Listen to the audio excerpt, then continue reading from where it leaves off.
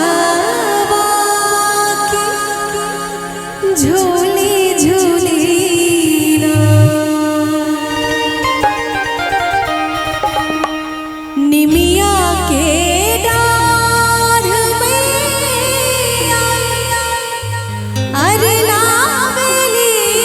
झूलो हवा की झूली झूली ना सातो बहिना गावेली गीतिया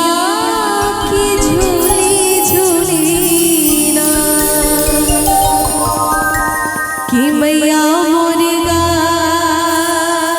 गावेली अरे गीतिया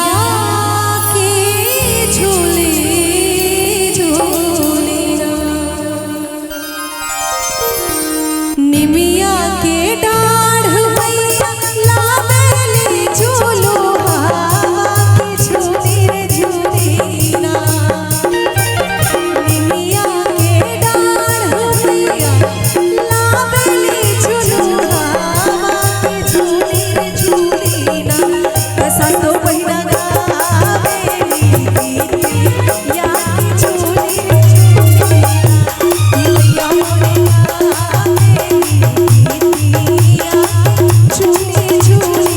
ना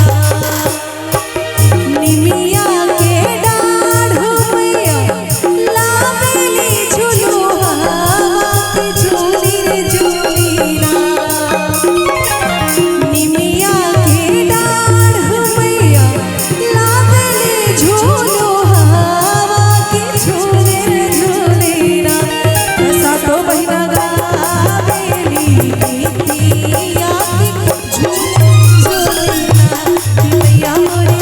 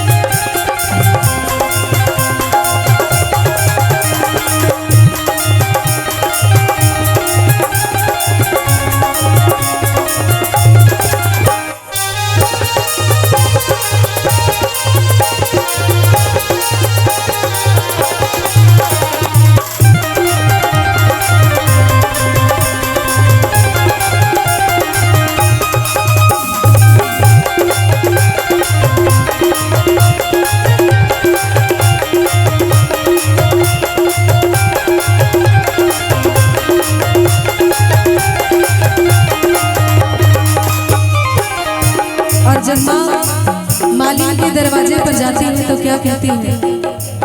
सूतल बाड़ू की जागल मलिया के भूतल करा